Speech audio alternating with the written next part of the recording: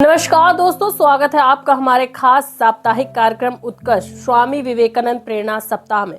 आज से हम एक ऐसी यात्रा शुरू कर रहे हैं जो न सिर्फ आपके दिलों को छुएगी बल्कि आपके जीवन को भी एक नई दिशा देगी। स्वामी विवेकानंद जिनके बारे में हम सब जानते हैं, लेकिन क्या आप जानते हैं कि उनके जीवन में कई ऐसे अनसुने पहलू भी हैं जो आज भी हमें प्रेरित करते हैं। तो आज हम शुरुआत करेंगे स्वामी विवेकानंद के जीवन के एक ऐसे पहलू से जो बहुत ही प्रेरणादायक और दिलचस्प है।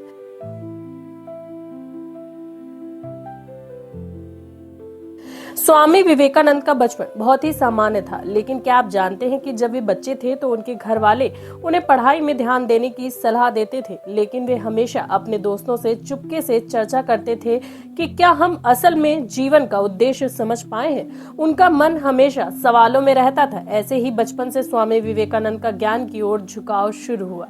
यह वह समय था जब उनके अंदर जीवन के प्रति एक गहरी जिज्ञासा का जन्म हुआ और वह जानना चाहते थे कि उनका उद्देश्य क्या है। बचपन में ऐसे सवाल पूछने वाला यह बच्चा बाद में एक दिन भारत और पूरी दुनिया में अपनी गहरी सोच और विचारों के लिए प्रसिद्ध हुआ।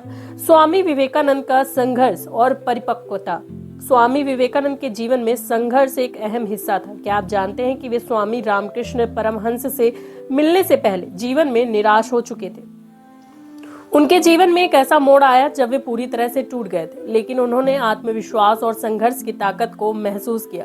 यही वह समय था जब उन्होंने अपने जीवन के उद्देश्य को समझा। क्या आप जानते हैं कि स्वामी विवेकानंद ने एक बार 5 रुपए में अपना पहला ब्रह्म ज्ञान प्राप्त किया था। जी हाँ, स्वामी विवेकानंद यानी कि नरेंद्रनाथ एक बार ब्रह्म ज्ञान की तलाश में थे और उन्हें एक साधु बाबा के बारे में पता चला जो 5 रुपए में ज्ञान देते थे। नरेंद्रनाथ ने बिना हिचकिचाहट के 5 रुपए दिए और बाबा से ब्रह्म ज्ञान प्राप्त किया। बाबा ने उन्हें ध्यान की साधना के माध्यम से आत्मज्ञान प्राप्त करने का मार्ग बताया। इस अनुभव से नरेंद्रनाथ को जीवन के असली उद्देश्य को समझने में मदद की।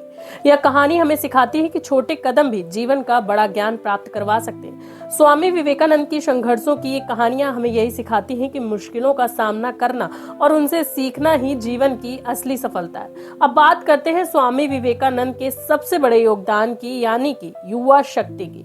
स्वामी विवेकानंद ने हमेशा युवाओं को प्रेरित किया और यह उन्होंने अपने ऐतिहासिक शिकागो भाषण में बताया था। उन्होंने कहा था, भारत का भविष्य सिर्फ और सिर्फ उसके युवाओं के हाथों में है। स्वामी विवेकानंद का यह संदेश न सिर्फ भारत के युवाओं के लिए था बल्कि पूरी दुनिया के लिए था।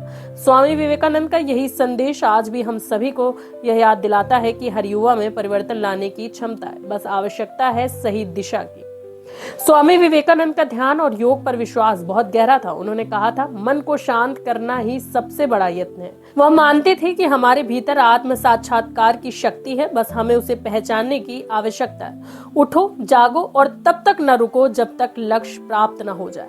निष्कर्ष और जुड़ाव का तरीका। तो दोस्तों, आशा है कि निश्चय ही आपको यह वीडियो पसंद आया होगा। तो तुरंत वीडियो को लाइक करें, शेयर करें और साथ ही स्वामी विवेकानंद के आदर्शों पर चलने वाले एकमात्र चैनल खबर समय जगत को सब्सक्राइब करना न भूलें। याद रखें, आपकी सफलता आपके विश्वास पर निर्भर करती है।